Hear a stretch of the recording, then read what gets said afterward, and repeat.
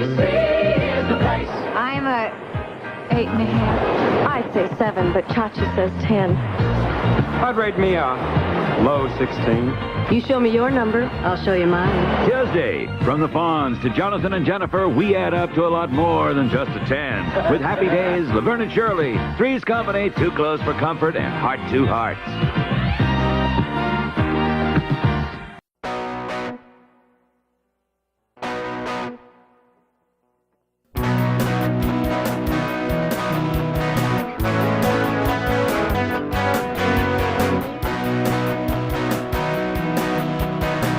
Battle of the Network shows. Join Rick Brooks and Mike Kogel as they explore the TV of the 70s and 80s through hand-picked episodes of their favorite and not-so-favorite series.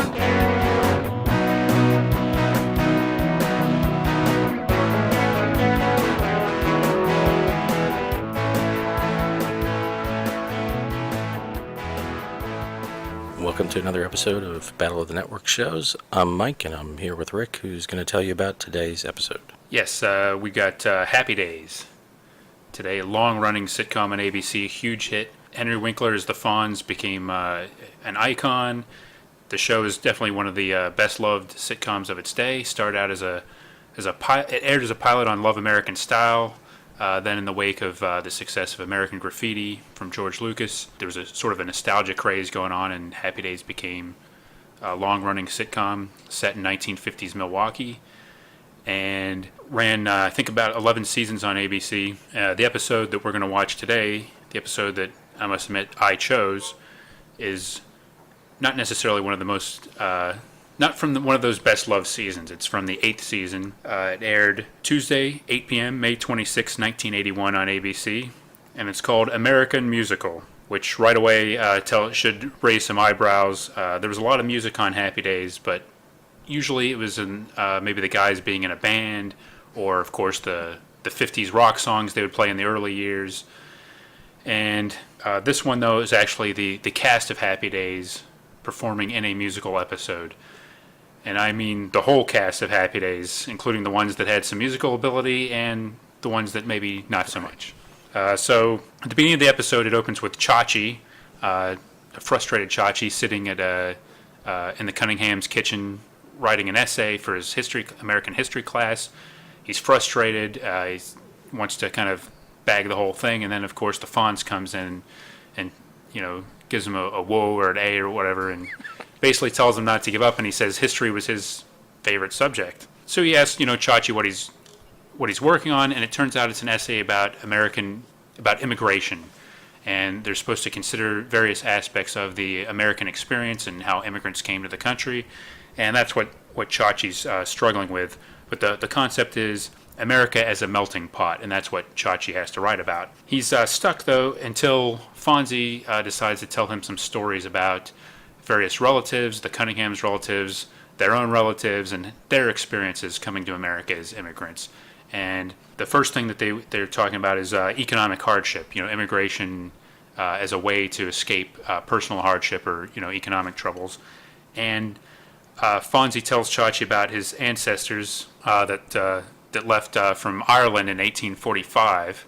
I think they were the Cunninghams. Yes, I'm sorry, it was the Cunninghams. Yeah. Well, I'm confused, though, because these C. characters were played by Chachi and Joni. Yeah. So these vignettes they'll open like with kind of like a black and white or sepia tone kind of thing, like to establish the setting, and then they'll go into like a scene with the characters from the show playing their ancestors of these characters. So in this one, apparently it's Joni and Chachi playing, well, I guess Joni was a Cunningham, Chachi wasn't. That kind of mixed me up. And I think I get mixed up by the fact that Chachi's kind of in a Charles Dickens kind of outfit too. And basically, the idea is that they're leaving to escape, the famine and hardship in Ireland. The Spud famine. Yes, the Spud famine. And they get this idea across by singing a very cheesy love song to each other, and that's what that segment is. It's Joni and Chachi singing a love song about how much they'll miss each other and what they mean to each other. And Fonzie's story, though, really rings a bell with Chachi, though. That inspires him, and he says, okay, well, now I know why people came for economic reasons, but what about political oppression? And then Fonzie tells a brief story about in 1600 some guy insulting the king, calling him fat. And and then being told to either go to jail or go to America. And Chachi says, well, what kind of a choice is that? Who wouldn't go to America? And Fonz says, whoa. And he says, hey, slow it down. He explains how difficult it was to sail to America.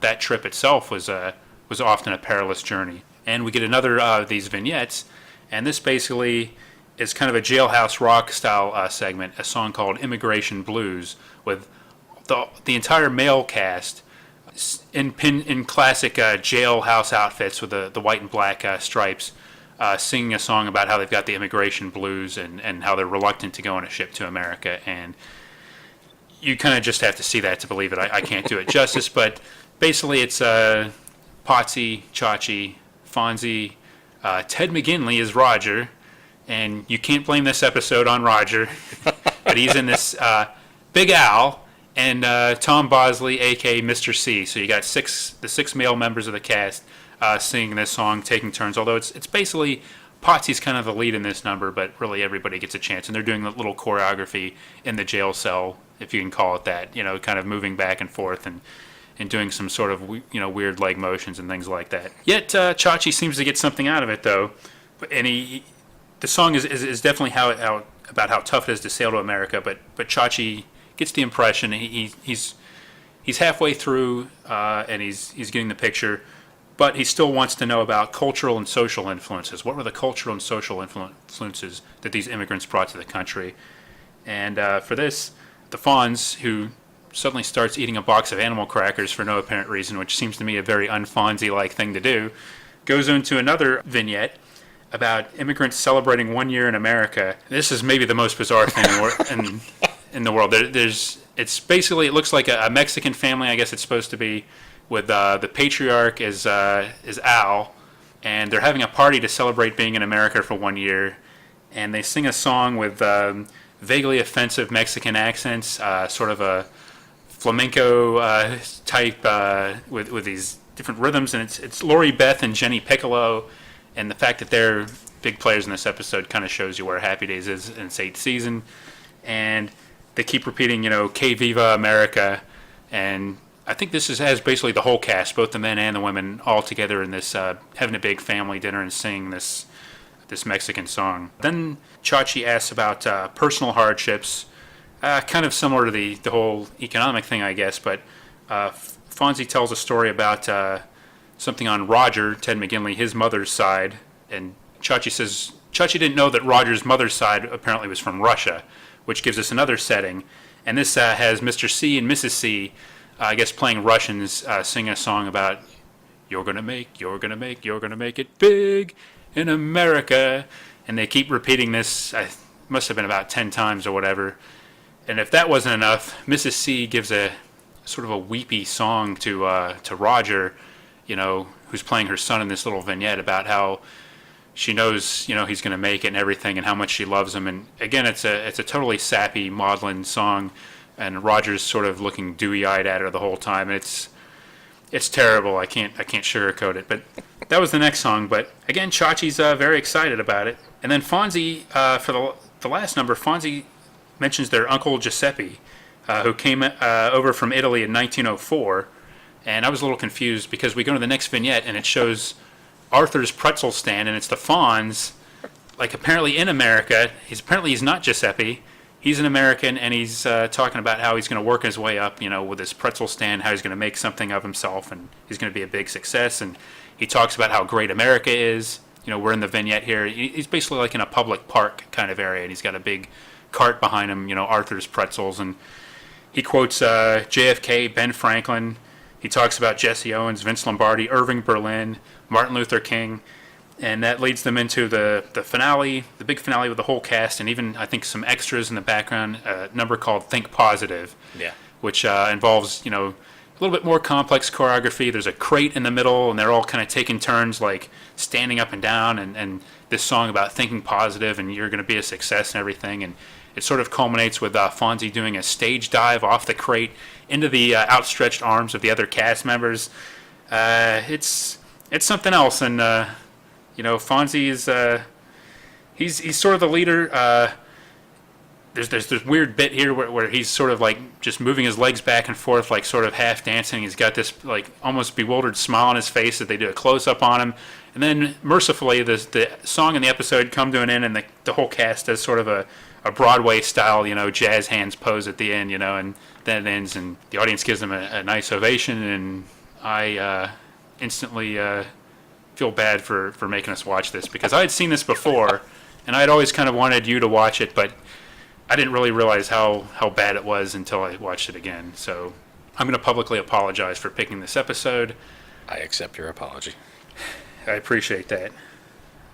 And then, one more thing is at the end, instead of the traditional end music to Happy Days, there's a sort of a faux soulful version of Think Positive, like almost like a Jackie Wilson imitator, somebody singing it over the end credits, which only reinforces what we've just watched. And I just want to say, James P. Dunn was credited with writing all the original songs, and Elizabeth Bradley and James Dunn wrote the lyrics.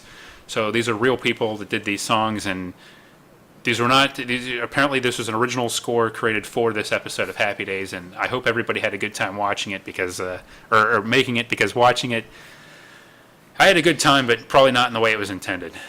It was something else. So, yeah, Mike, I'll give you first. I've kind of editorialized a little bit in my summary of the episode, but what were your impressions in watching this? We're no longer friends. No, I kid. Well, we may still be friends, but I think we'll never be the same. There's always going to be this between us. Yeah. Maybe we should talk about each song a little bit more. Okay, yeah. Just kind of go through them. Definitely. So the Joni and Chachi song, set in 1850s Ireland. Mm-hmm. Again, you mentioned his outfit is very... He's got a blue top hat and a blue coat and these green plaid pants. It's like Charles Dickens' character playing golf. Yeah. And Joni's got some kind of like almost like a milkmaid outfit, like sort of corseted but on the outside and like puffy. Yeah, it's really kind of a generic pastoral. She might even have a bonnet on or something. Yeah, and these are the days she had the sort of perm, the curls. Right, which is this song in particular, but then her look and Ted McGinley's look, and even Potsy's hair, no one looks 50s. No. As a matter of fact... Well, I guess I want to come back to this later when we talk about Fonzie's speech, but it's actually the 60s at this point. Yeah, they don't even really look 60s to me. No, either. They look... That was something about the end of the show. 80s. Yes. Early 80s. That's very true. And the song is completely... There's nothing remotely Irish or old about it. No. It's just a cheesy 80s ballad. Now, they sing pretty well, I think. Did Scott Baio have any kind of attempt at a music career? Or did she? I think they did, yeah. I think I think part of the idea of Joni Loves Chachi was that they would have some kind of ancillary benefits, and do albums and stuff, but I don't remember what came of it. I mean, it seemed like they were probably big on the, like in the cover of Dynamite magazine, you'd right. probably have them and try to push them as recording artists, but in my opinion, I mean, they don't embarrass themselves, but if you ever wondered why Joni Loves Chachi, the series didn't work, I think this is a pretty good example. It also wasn't 50s. No. Or early 60s. It should have been, I feel like it should have been one of those. Yeah. It was definitely like a late 70s, early 80s-ish kind of thing.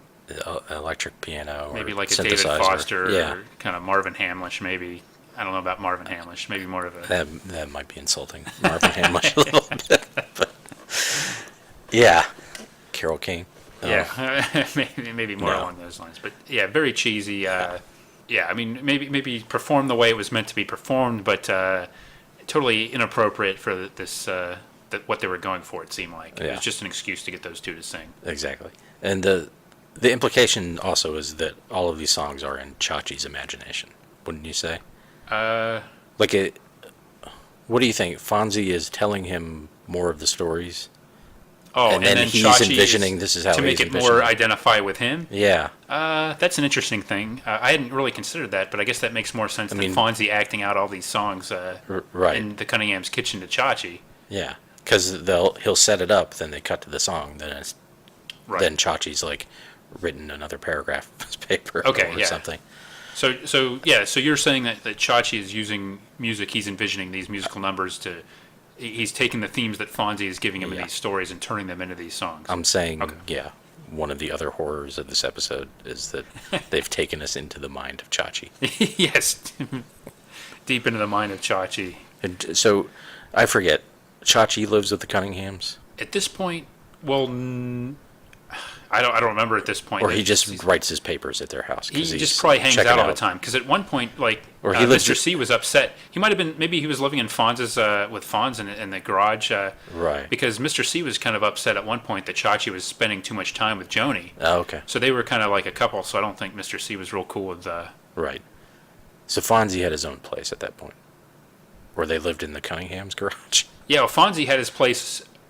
Didn't he live with them at some point? Fonzie did, yeah. Yeah. Fonzie lived in over the garage in his little apartment, so I think Right. Chachi might have been living with Fonzie. Okay. So it makes sense that he would go across, or next, whatever. Right. They'd go and mooch off the Cunninghams all the time. Probably Their an open animal door crackers, policy. their kitchen table. Right. But as far as, other than the vignettes, though, there Yeah. are no other characters in this. Exactly. It's just Fonzie and Chachi in the kitchen. Yeah. Okay. So the second song was the prison song, right? Yeah, the Immigration Blues. Immigration Blues. A few things about this. One little detail I noticed that I think is just accidental, but Fonzie's stripes are darker than everyone else's. That's a good observation. I didn't catch that. I don't think it's significant, but, So, yeah, we get Potsy singing. That's good. He was a singer, right? The dance moves are questionable. Yeah. Just in general, but, and it's kind of a long song, because 6 guys, they each get a verse. Yeah. Plus, there's the chorus, and the dance somehow rotates the lead singer to the center of the stage. I didn't follow that too much, other than I could tell that was happening.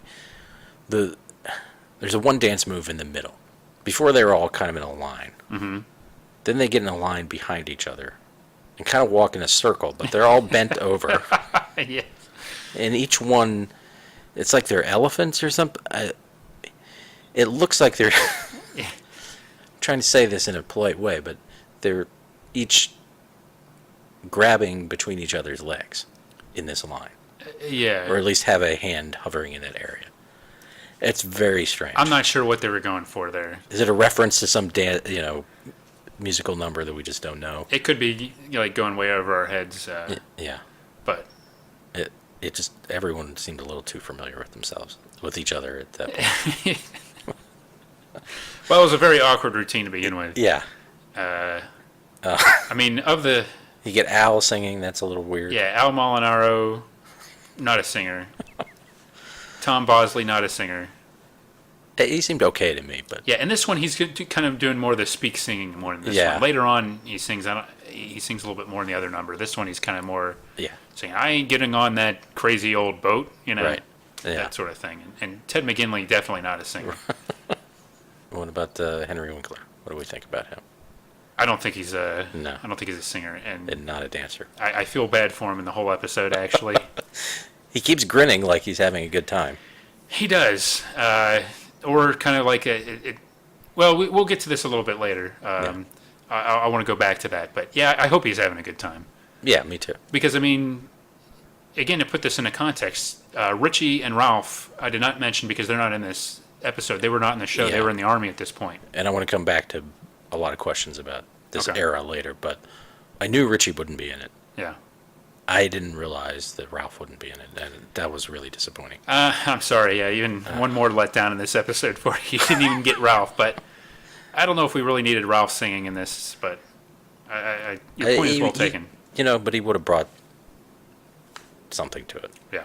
Some comedy to it. Right. Well, and I'll say Potsy fans, this is basically Potsy's number. It is, yeah. And even then, he's kind of splitting with it. And this is one thing that fascinates me about this episode. And we'll get to the other songs in a minute. But Potsy was the one that seemed to have musical aspirations. I mean, I guess maybe Scott Baio did too. And you would think if you were going to build a musical episode, you would maybe build it around Potsy. I mean, as ridiculous as it sounds to do anything about Potsy. I mean, he did when they were in college, he did the Pump Up Your Blood number, where he did the big musical number. He did the episodes where he was singing to Joni. there are lots of episodes that featured Potsy singing. Maybe Yeah. they figured, well, it's not his turn.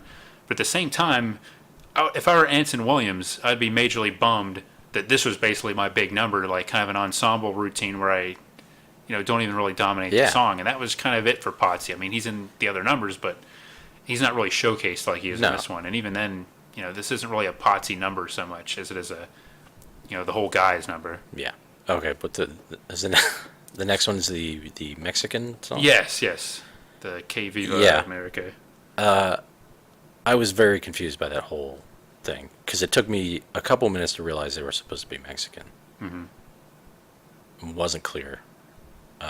I guess from all the men having pencil-thin mustaches. And, Yes, I think that was supposed to be the big tip-off.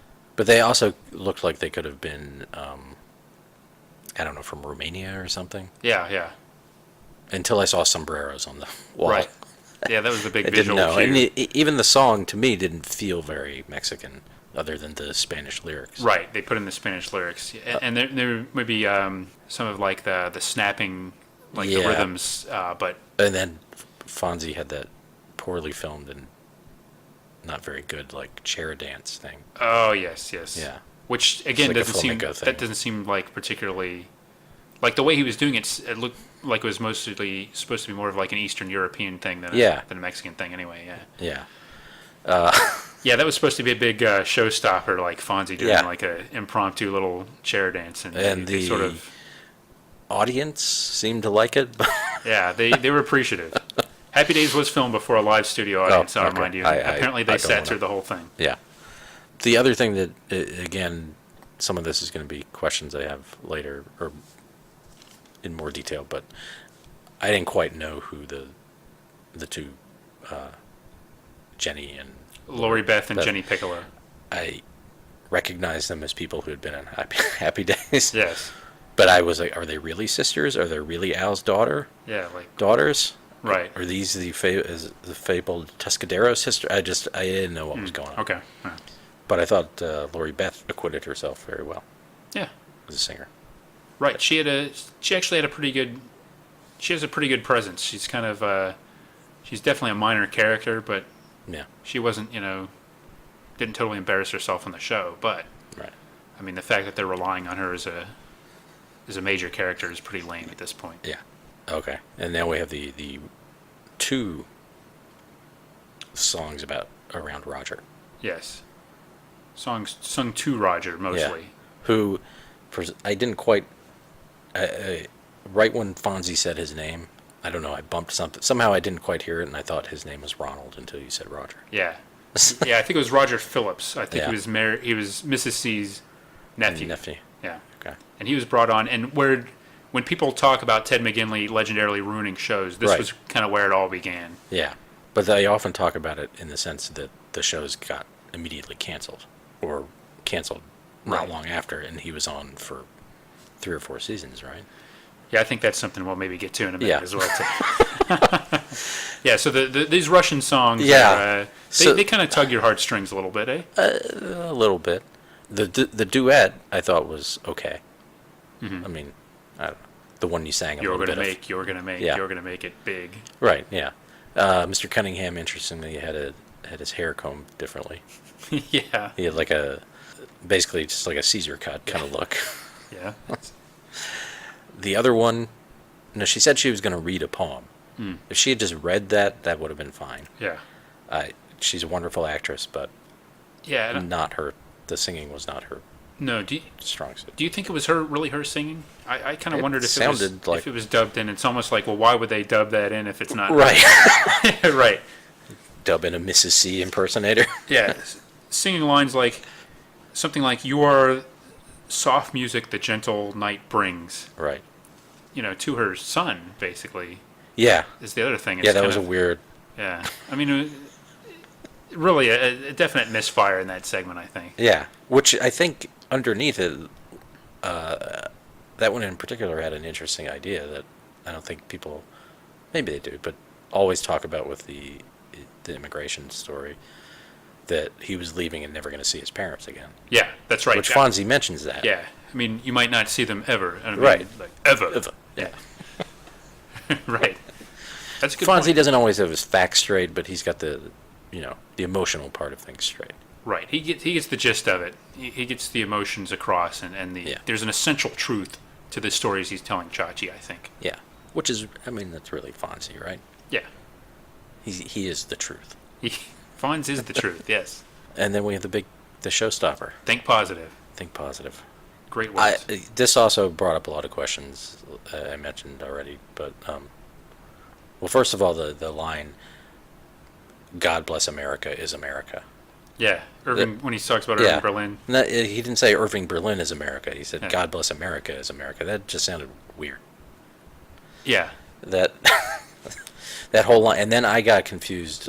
I didn't realize the show ever made it into the 60s. I thought kind of like MASH, it was just a prolonged version of reality. Yeah. And so when he mentioned JFK and Martin Luther King, it raised up my eyebrows. Well, with the timeline, the Martin Luther King is very sketchy, I think. Yeah, so this. Well, actually, yeah, I think they got into the 60s, but by the end of the series, it looked like an 80s show. Yeah. And they pretty much got rid of all the period references, I think. Right. So what I looked up said each year of the show is a year of time. Mm-hmm. So, and it starts in 55, I think. The show. That sounds about right. Yeah, it was definitely in the middle of the Eisenhower years. Okay. So the 6th season would have been like 8th season. 8th season would have been like 63, like right around. So then, those are possible. Yeah, they're possible. Yeah. But not knowing that, Yeah. I was like, A little jarred. It's still weird because that's supposed to be a flashback. Right.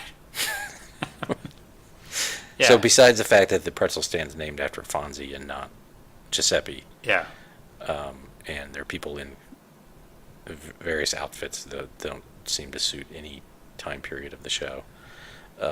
Fonzie's in his outfit, the typical Fonzie outfit, but with an apron. Yeah, with an apron because he's handling food. Yeah. And he's just got a pretzel push cart. button, Like, yeah. part of his song is also about how one day it's going to be an actual place with a bathroom and stuff. Yeah. Like a big pretzel restaurant. Yeah. A drive-in place where you can get pretzels. That's right. Which, those exist, so. Yeah, and at this point, Fonzie, I think at this point, was like co-owner of Al's, that restaurant with Al. Okay. So that was definitely appropriate. He was, Got it. the yearning to make something of him and Yeah. make something of himself and be grow his business. Right. Okay. And then all the cast members are dressed as sort of representations of different parts of society. Chachi, I remember, is a farmer. Mm-hmm. Someone's a cop. There's an Indian, Yeah. a biker. No. But there's a cop and a farmer. Mr. Cunningham is something, I forget what he. Yeah, I can't remember what he was. He might have just been a guy in a suit. Yeah, just a businessman. A businessman, yeah. Which he was, a small businessman. Yeah, and there are some people some extras in the background. I did notice that. Right. And they might even get involved in the dance because you need a lot of people to catch Fonzie when he does that stage dive. Yeah, that thrilling stage dive he Yeah. does. Oh, Right. And the box is in like a literal apple crate. Mm-hmm. Because that's part of Fonzie's or Giuseppe's, whoever he's. Yeah. His speech is that you can get up on a box and say whatever you want. Yeah, that's what makes America great. Yeah. And It would have been good if he went on some sort of horrible rant, though. yeah, right. This positive thinking nonsense. Well, I'll defend to the death the right of anybody to make this kind of episode, but I don't think anybody should be compelled to watch it. No. Which is kind of why I apologized. Yeah, that's the thing. In America, you can say anything you want, but we don't have to listen if you don't. Yeah. I mean, if we're in the park and they're singing the song, you're going to be hearing it until you get out of the park, but, Yeah. you don't have to stay and listen. If you don't want to, you can, or if you were watching this episode and, heard that Joni and Chachi song, you could just stop then. Yeah. If you weren't doing a podcast. Yeah. That's right. Now, so have any of these songs lingered in your head after you've watched them? Right now I have, no. I have that song from West Side Story about America. Yeah. Well, The Rita Moreno. that's song. a real song from a real musical. Right, written by talented. Yes. Now, the one that's stuck in my mind all these years since I watched the episode was the Mr. C singing "You're gonna make it big Clearly. in America." That's the one that always sticks with me for some reason. Yeah. The other ones not so much. I think the prison one is catchy enough because it's simple. That's the closest to like 50s. Yeah, that actually, it's it's kind of like it's meant to summon like Jailhouse Rock or that kind of thing. Like Yeah. definitely the 50s kind of style. That's the most period appropriate, I guess. Right. So let me ask you some questions about Okay. later Happy Days. We've alluded to some of these things. So Lori Beth, who is she? She's Richie's wife.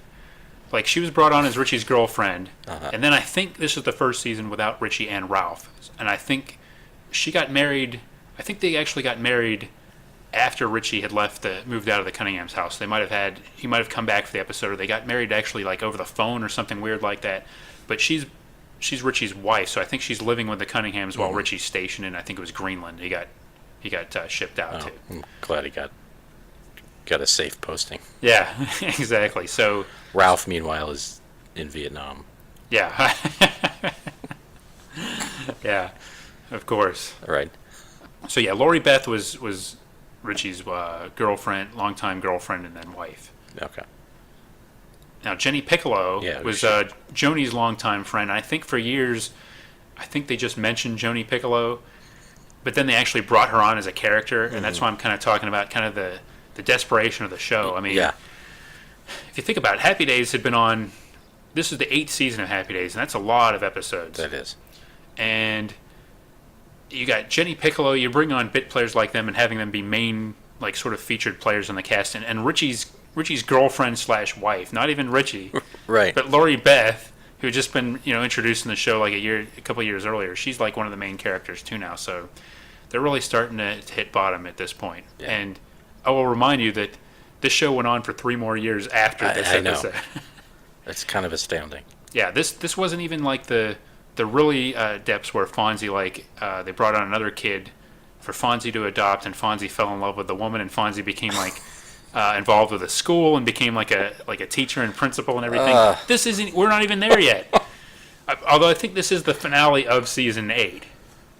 Okay. It was in May. I think this was the last episode in that year.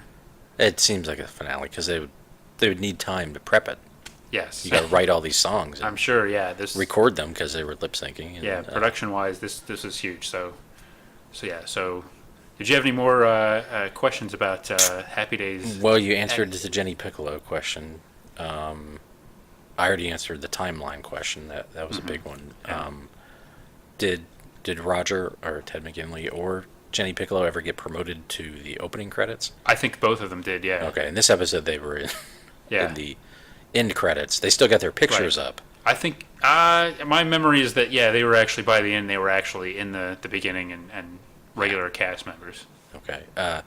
Another question. In the opening credits, there's a shot of Potsy lip-syncing part of the song. Is Anson Williams singing the song on the recording, or did he just sing it in an episode at some point? No, I think at this point, yes, I think he was singing the theme song at this point. I'm not 100% sure of that. Yeah. And, of course, this is the theme song, and not to be confused with Rock Around the Clock. Right, the actual Happy Days original theme song that they used eventually, yeah. Yeah, I don't remember him singing the song. I kind of remember him singing more of the, like, Blue Suede Shoes and or Splish Splash in one of the episodes, and then, kind of the love songs, or he was, like, sort of singing when Joni had a crush on him. That's a question about him. What's he doing? At this point in the show? Yeah. Well, he graduated from college, I think. He was in college, and I think he took a job working at Mr. C's hardware store. Oh, okay. I guess maybe he studied hardware in college. Maybe he majored in hardware sales or retail. Milwaukee is such a small town. Yeah. Or maybe he's just... he tried a few times, and people are like, your name is Potsy. We're not going to hire you. And he just went and asked Mr. C for a job. He's such a potsy. Yeah. Yeah, so and I'm not sure at this point in the episode or in season 8. I'm thinking that's probably what he was still doing because, he didn't. I'm not sure how he. I guess. I'm not sure what his ambitions were. If he was being groomed to take over the hardware store, or Right. Did he stick around till the end of the series? they had excuse. Did Anson Potsy Williams? stick around? No, I don't think Potsy was there at the end. Man. But he lasted longer than Ralph and Richie did. Yeah. Although Richie came back for later on for some episodes too. Right. Yeah. So by the end, it was the Cunninghams and Fonzie. Yeah, they were the core, and Roger. And Roger. and Al. And then Joni and Chachi, so they did the Joni Loves Chachi show at some point in there. Yeah. Did they come back after that? That I don't know. I mean, I think they did, but Yeah. it was only like 8 episodes or something like that, so I don't think they really had much time to be gone. Move to L.A. or something? Or Yeah. I'm confusing that with Yeah, Vernon I think Shirley. actually they might have come back for the finale because the finale. I'm getting mixed up now. If Yeah. Joni and Chachi actually got married on the show, or the finale was actually Joni and Chachi getting married or something like that. But Right. basically, Happy Days, like, now when I was a kid, Happy Days was on all the time, and I Yeah. watched a lot of Happy Days, but not so much these later episodes. It was That's- more like the first the first year without the that was shot on film, and then the studio audience years, and kind of they had a good run of like maybe 5 seasons, and then they allegedly jumped the shark, Right. kind of when they started doing those and started doing more of the gimmick episodes and getting away from the 1950s setting, because originally Yeah. it was kind of like the American Graffiti thing. It was a look at these kids, and by this point they've way gone out of control of that, and it's just kind of a show that it was doing good in the ratings, but it was just a show that had been on probably way too long at that point. I know I watched it, but I don't think I was watching it at this point at all. Like, I mean, maybe reruns that were on. Yeah, well, they in the had like I afternoon. think they called it like Happy Days Again or something like that. Yeah. They had like a rerun package where while the show was on, they were showing like the old years, and it really looked like a different show because Right. everybody was so much younger, and the whole Yeah. Fonz character, at this point, and that's kind of something else I wanted to get into is Henry Winkler. He was a huge star as the Fonz, but he was in other good movies and actual other projects, and I feel bad for him in this because it clearly wasn't built around his talents. No. But yet, because he's the Fonz, he has to be front and center in these numbers. And in that Think Positive number, that scene at the end where he's kind of standing in the crate, just sort of looking back and forth, is sort of he almost looks punch drunk. I mean, he looks happy. He's got a goofy smile on his face, but I kind of wonder, is he really happy about this, or is he just nervous? He's thinking positive. I The guess whole he's thinking time, he's positive. just listening to those lyrics and saying, yeah, do this. I mean, because Henry Winkler is a positive kind of guy, if you hear an interview with him. He is Definitely positive. got a positive attitude. But this far in, well, I guess he was doing some movies. Maybe not a little bit, but, I think at this point he was probably typecast. Like, it was maybe more Yeah. before, like, he was doing more movies, and then at this point, I mean, I guess there was, Night Shift. yeah. Uh, Which, of course, Ron Howard directed. yeah, So he but- would be nice and not typecast him. you're right. But I really think, it took him a while to kind of get out of that Yeah. Fonzie mode. Yeah. Because Fonz was just so huge. Right, that's the thing. I mean, Fonzie, today's TV it just doesn't have characters like that everyone is aware of. Right. I can't think of anyone that, maybe, I don't know, maybe someone from Big Bang Theory or something. Maybe. I mean, that's watched by millions of people, but Yeah, and all demographics, too, Yeah. because Happy Days was a show that was very popular with adults, but yet Fonzie was like a big hero with like kids and kind of a teen idol for a while. So yeah. he definitely he checked all the boxes as a character, but And it speaks to the power of only having 3 channels. yeah. Or 3 networks, at least, that you only got 3 choices. Well, this is a pretty good one, and there he is. And Right. I was kind of not impressed by his jacket. His leather jacket? Yeah, I don't know. It looked brown instead Yeah. of black. And Actually, I think it is. It like didn't in- even look leather. It looked almost like it was vinyl or something. Right. Well, I think So, when you go see I'm it sure- at the Smithsonian, it's yeah. just kind of it's a little bit of a letdown. Yeah, It doesn't gleam like you hoped it would. right. It just doesn't look as tough. So I wondered if, it was a different jacket than sort of the classic era, or just maybe because his character is not as Fonz. They softened his jacket They to softened go his along with jacket the to- softening of the character. Yeah. That could well be. That could well be. Gary Marshall, he's a hands-on guy, I bet. True. However, if they were to micromanage something in this episode, I would look to other things than the jacket, to be honest with you. Yeah. There were bigger issues to me, but I respect your point there. But Yeah. it's amazing to me that we're like a couple of years after the show jumped the shark, and they can produce an episode like this. Right. Which any other show, this probably would have been a shark jumping moment, but Yeah. the show had already jumped the shark several times by this point. By having the actual jumping over the shark, having characters leave, having a radical change in, the lives of the characters, and then they do a musical episode, which became big, but, at the time, I don't think a lot of shows were doing these musical episodes, and I kind of wonder why this one did, when it had a cast that was not exactly... Right. It wasn't like Alice, where you had like a Broadway, star like Linda Lavin, and you'd have an excuse for her to sing like or even like Give Me a Break with Nell Carter. Right. I mean, what was the impetus to make a musical episode? I'm thinking it was probably just the fact that they've had a couple hundred episodes already and they need to do something. Yeah. And no, it's hard to gauge from this show because the other characters aren't really being themselves. But I still felt like I missed Richie and Ralph. I already mentioned missing Ralph, but they have just a good, funny energy to them, and Ron Howard's Ron Howard. Yeah, he's very likable and everything, even when he's kind of Richie's doing things that are questionable. Yeah. And I wonder if this crew of people in a regular episode even would have the same feel that those. No, they wouldn't. I'll tell you, they wouldn't. Fonz was clearly the breakout star, but at the same time, it didn't feel like Happy Days after Richie left. Yeah. And Ralph too, and that's just it's just too. Right. It's just not good. And were redheads upset about that? Redheads upset. They about went from having representation, 2 characters right on one show to none, at least on that show. Yeah, no, I can't think of anybody that really filled the void, actually. No. Well, they managed to soldier on for 3 or 4 more seasons, despite the cries from redheads to end the show. Yeah. So I guess then it was easier to overlook that kind of protest. Yeah.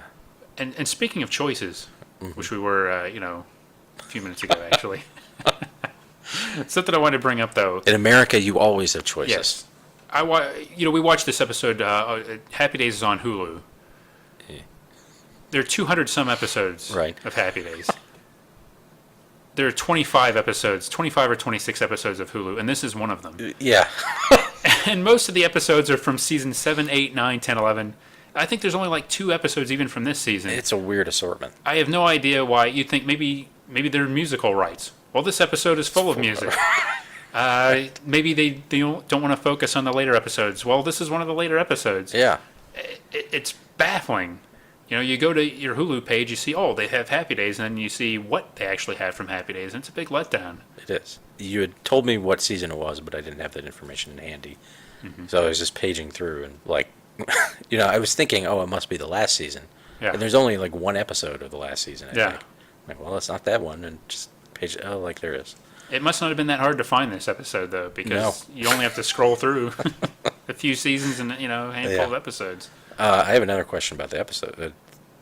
Hulu at least said AKA Howard's wife or Howard's girlfriend, actually. Howard's girlfriend is the title. American musical AKA Howard's girlfriend, which is even more bizarre. Howard being Mr. C, right? Yes. And IMDb lists it that way too as well, I think because they have got a link to the Hulu. Yeah. I'm curious about that as well. I don't think that's correct. I think that's a mistake by Hulu. Mm-hmm. I don't see any reason why. Was it maybe an alias because they wanted to keep this top secret? Right. It was when movies have the a shooting fake name? title was Howard's girlfriend. Which seems way more scandalous than. Right. It totally threw everybody off. I don't know if there were an episode about Howard's girlfriend called Howard's Girlfriend. It would probably just be like an old flame. I mean, it wouldn't be a real threat to their marriage or anything. No. Or maybe just someone he's being flirty with. Yeah. At the hardware store. A neighbor, I don't know. Right, or some misunderstanding. Yeah, some misunderstanding, but that's a solid family foundation. Right. Maybe in some parallel universe there's an episode called Howard's Girlfriend, a.k.a. American Musical, and the songs are all about Howard and his girlfriend. Right. And God help me, but I kind of want to see that now that I think about it. Even though I hate this episode, something about that sounds maybe a little bit more appealing. Yeah. But they covered a theme in this episode. They covered immigration. They did. Yeah, I don't see anything at all about Howard's girlfriend. So that's a mystery that might have to dive into another time. But I don't know why that alternate title doesn't seem right at all. Yeah. So we're not recommending this episode. Well, maybe in a so bad it's good kind of Yeah. way, but not a. I mean, for years I was kind of like, maybe not constantly for years, but for years I thought, Mike really needs to see that Right. episode. And then when it came on Hulu, I did notice that it was one of the episodes Yeah. on Hulu. I was like, someday Mike should watch that episode. Mm-hmm. So, in a sense, I guess I am recommending it. Yeah. Because only by knowing the depths of Happy Days can you appreciate the heights that Happy Days reached in its Right. earlier years. So But maybe you can't watch. see them, you can't appreciate them on Hulu because they're not there on Hulu. Yeah.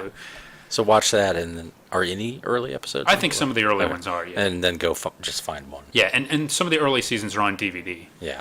Apparently, musical rights are holding up some of the later seasons. And but, MeTV, right? perhaps. Is that where yeah. it's airing? Yeah, it's been on MeTV, and Yeah. like I said, when I was growing up, it was all over the place. Right, It was yeah. on TV all the time, and Sure. it's one of those that keeps popping up back and forth. It'll Yeah.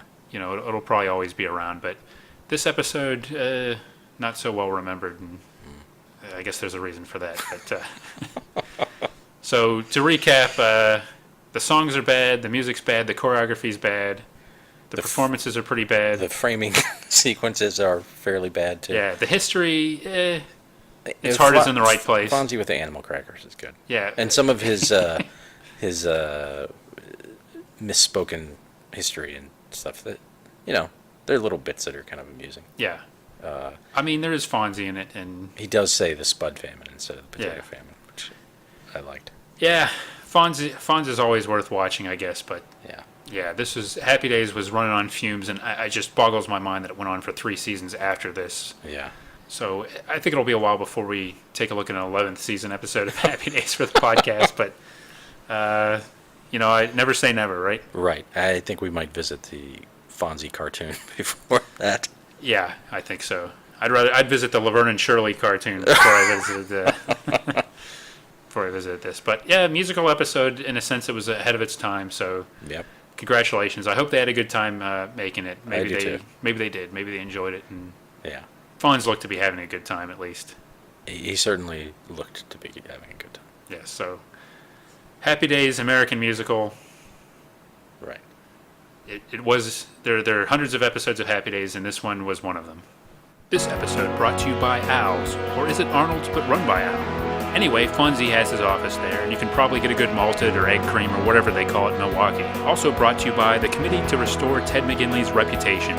You just think he killed shows. Also brought to you by Arthur's Pretzels. Right now, get 2 pretzels for 2 bits. Rousing speech is always free. Fun, all the shows A to Z and the facts. What's behind what you see? TV Guide, the whole world of TV. That's entertainment. The stars underneath all the glow and the news from the people who know. TV Guide, it's a fabulous show. So buy a TV Guide and read TV Guide. That's entertainment. Welcome back, and it's time once again for the TV Guide game. And this is where we take an example of my collection of old TV guides, and one of us will go through, pick selections from a random day of the week in that TV guide, and try to predict what the other person would watch. And right now, Mike has a TV guide from 1983, is it, Mike? Yep. It is from the week of May 7th to 13th, 1983. Cover features a cast of Silver Spoons. Got Ricky Schroeder, Aaron Gray, and Joel Higgins. Nice. Also, Marlo Thomas on Sex, the Single Woman, and TV. Whoa. And A Busy Person's Guide to Quality Viewing.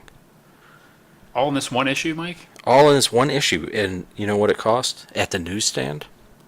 I can't. 50 cents. 50 cents, wow. So imagine what it costs if you had a subscription. Yeah. Probably 30 cents. And you're getting all your TV listings, too. You got all your TV listings, and this is from the era when it had a glued binding instead of the staples. Yes, it's a nice package It's there. heavy duty. It has some cable listings. All right. And this is the Los Angeles area. Los Angeles area, so times are Pacific, which means the same as in terms of numbers. Right. Eastern. Okay, so... and we're going with Saturday. Saturday. Oh, interesting. Yeah. Okay. And, this is back in the days when Saturday stuff was actually on Saturdays. Yeah, yeah. So we should have some good choices here. All right. At 8 p.m. on CBS, Channel 2 in the Los Angeles area, Wizards and Warriors. Wizards and Warriors. Interesting. Prince Eric, Jeff Conaway, employs a ragtag carnival troupe to negotiate the treacherous path into Blackpool's castle, where Marco awaits torture or rescue, whichever comes first. At 8 o'clock on Channel 4, the NBC, Different Strokes. Willis's crude, overbearing classmate could use some advice on how to impress women. But when Kimberly, Dana Plato, tries to help him, he falls for her. Uh-oh. I'm going to show you the ad for this All right. and see if you can guess who's playing the overbearing boyfriend. Okay. And also check out Willis's face. I'm hoping... I was hoping that there would be somebody interesting playing the It's overbearing really crude interesting. person. And it was who I thought it was, but it surprises me still. All right, I'm looking at it right now. Wait a minute. Is that who I think it is? Do you think it's the Dice Man? It looks like Andrew Dice Clay. It is. Wow. I'm glad you showed me that ad. That's I'm a glad I significant said piece of it. information. Hey, Jamie Gertz is in it too. Wow. Yeah, and we'll go back to that. That is a cool ad too, I had no idea. because it's got has the 4 shows of the night, or the 4 sitcoms of the night listed kind of vertically, stacked on each other with some fun pictures, and then that's on the right-hand side of the page. On the left,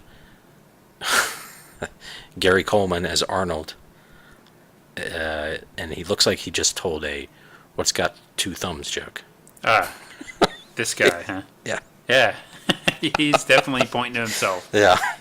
He's the real deal, Gary Coleman. Right. So that's at Okay. 8 on NBC. Alrighty.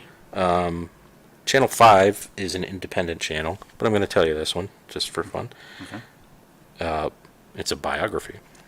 Bruce Lee, the man, the myth.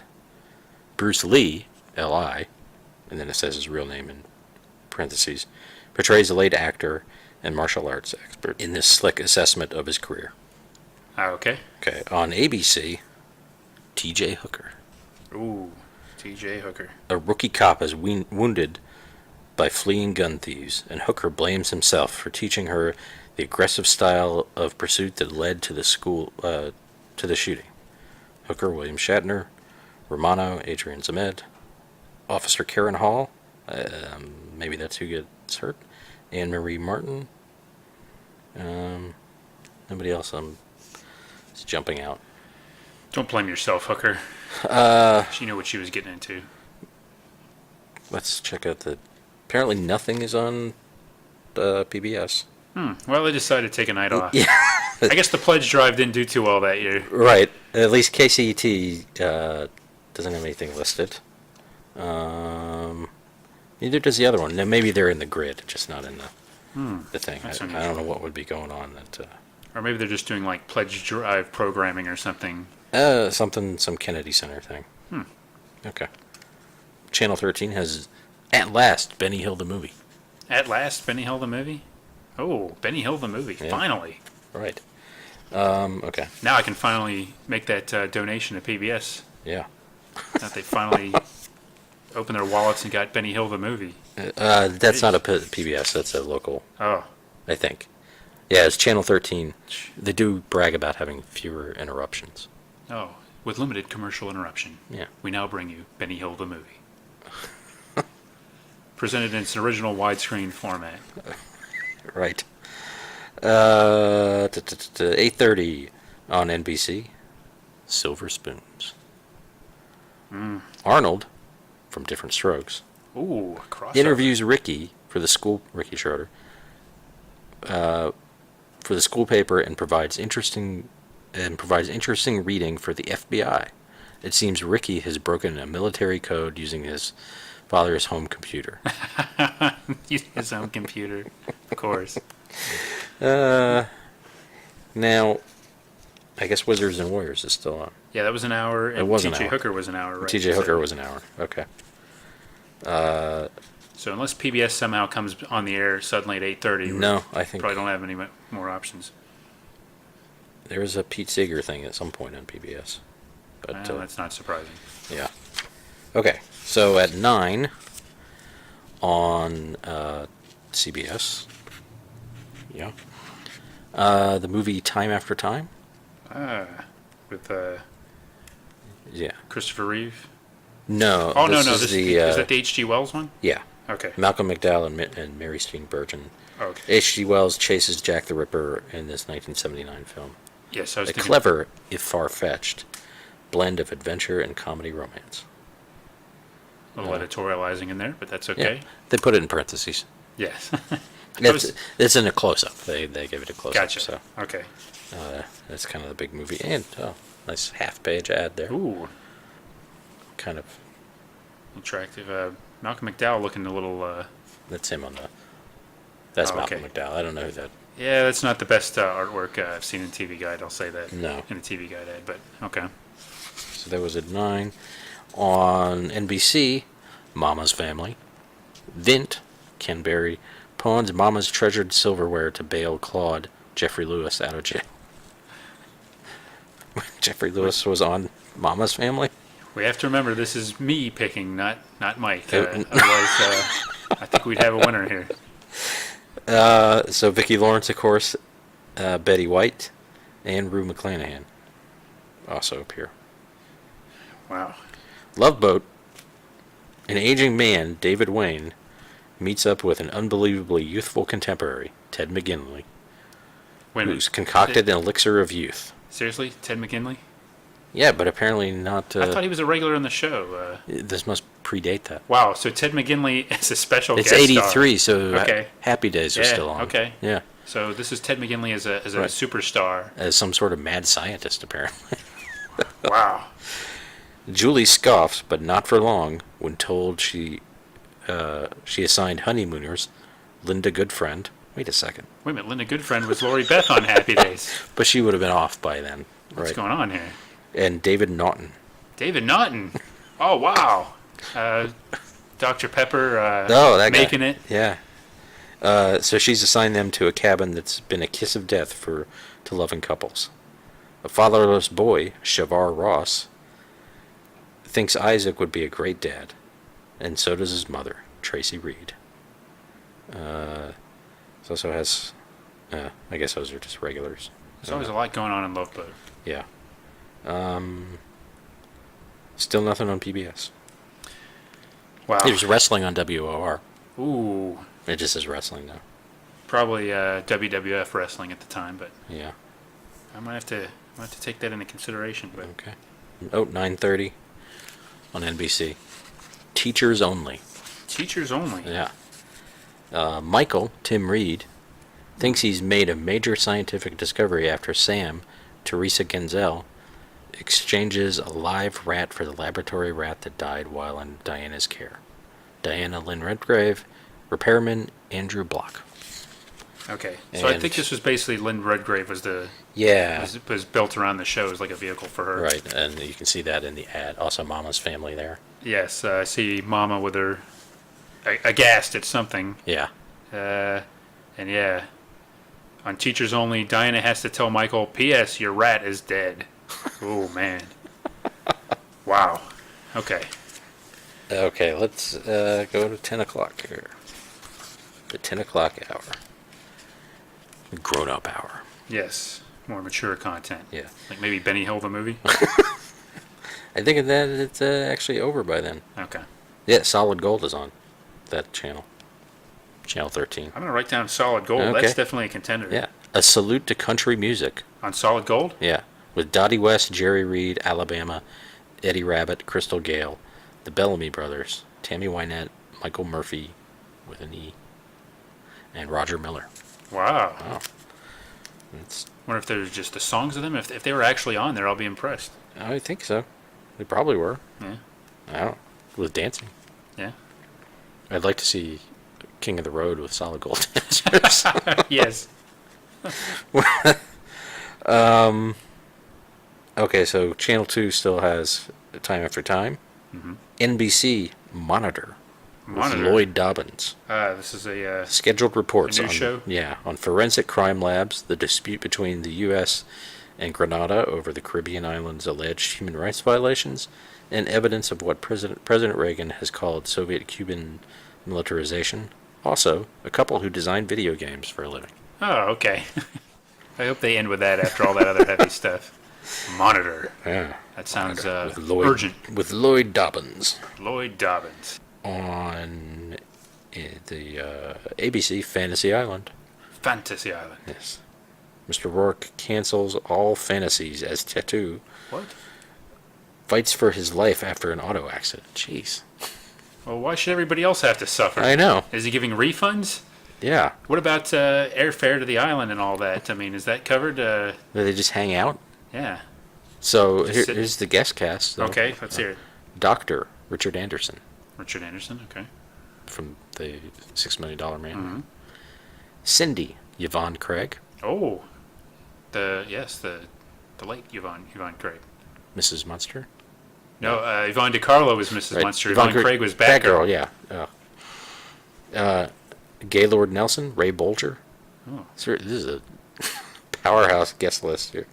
Lorraine Peters is Linda Day George. I'm not sure who Oh, that yeah, is. she was in a lot of stuff in Mission Impossible for a while. Kid Corey, Jack Elam, Ooh. and Joan, Barbie Benton. Oh, and I skipped the other powerhouse one. Cummings, Joseph Cotton. Joseph Cotton, okay. Wow. So they're all on Fantasy Island with no fantasies. Yeah.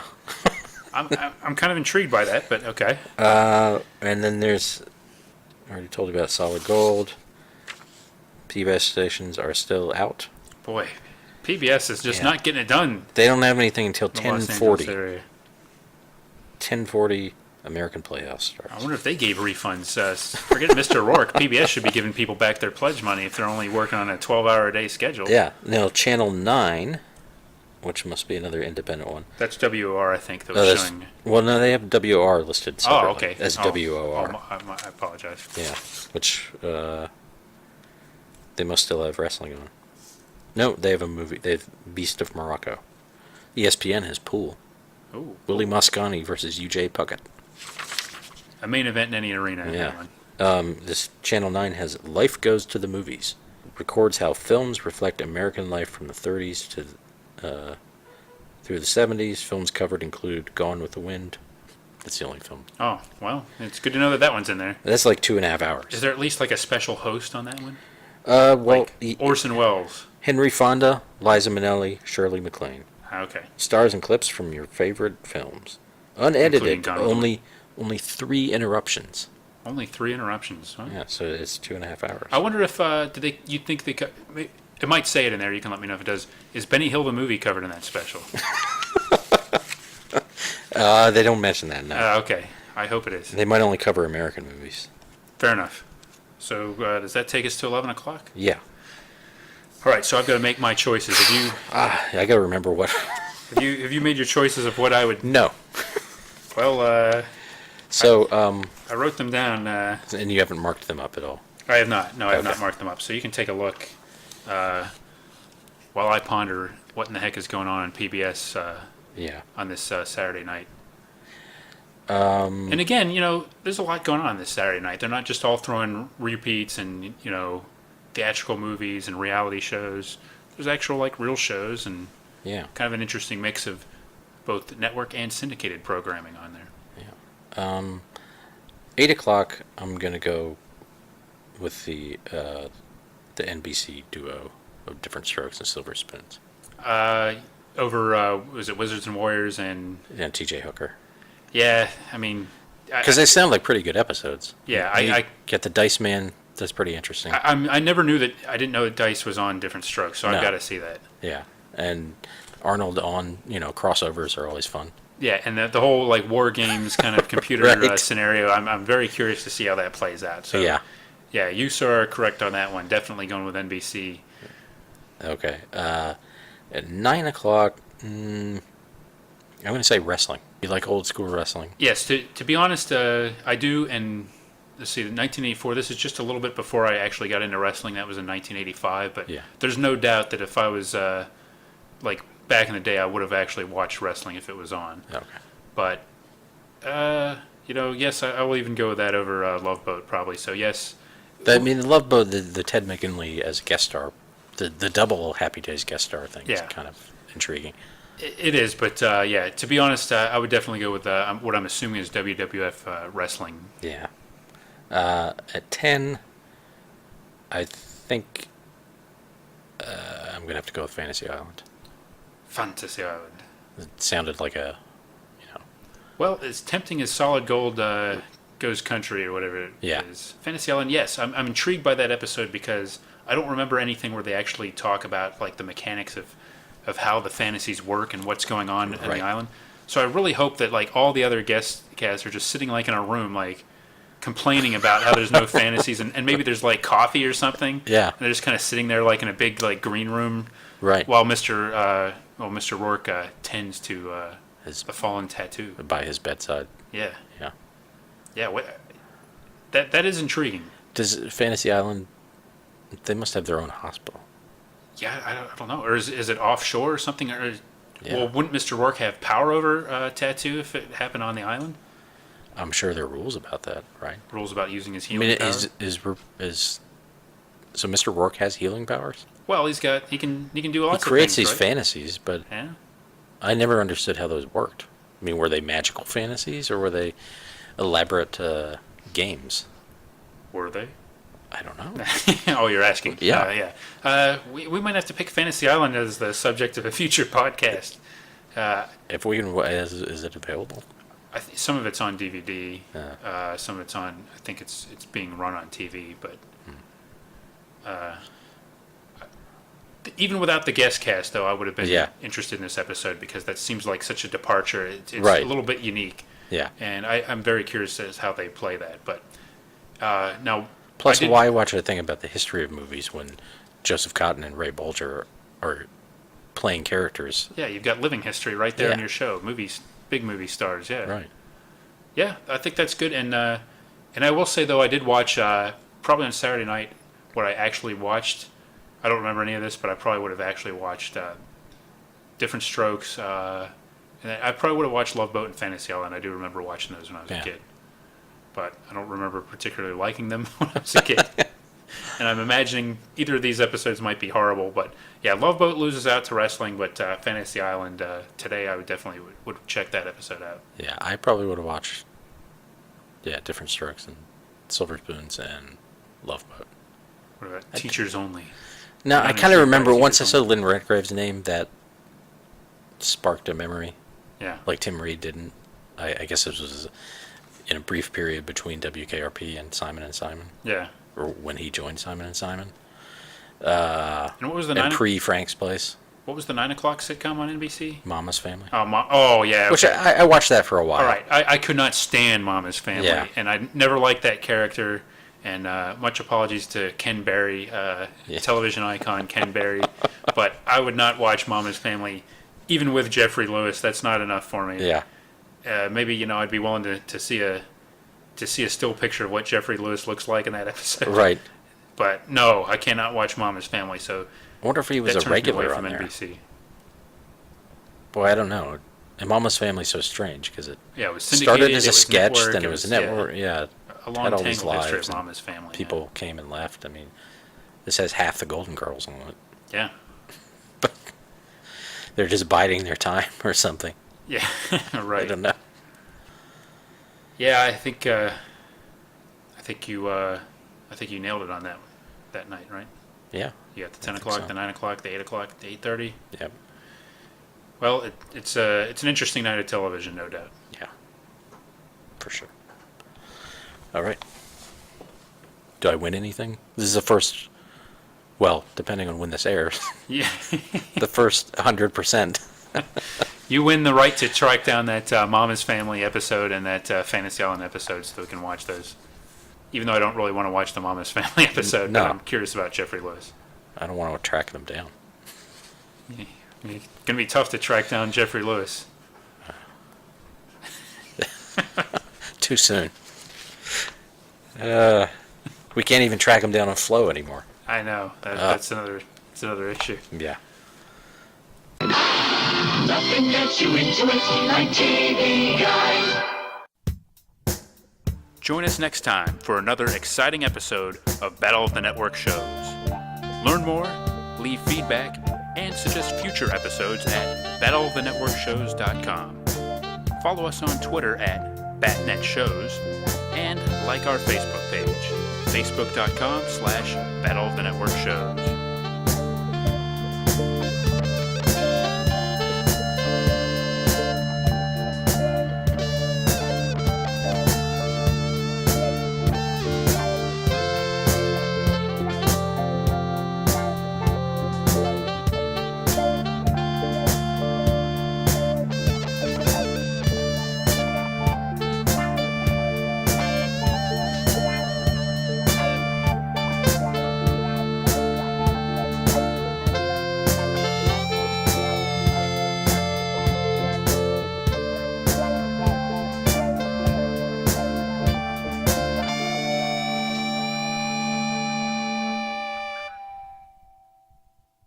You're gonna make it big in America.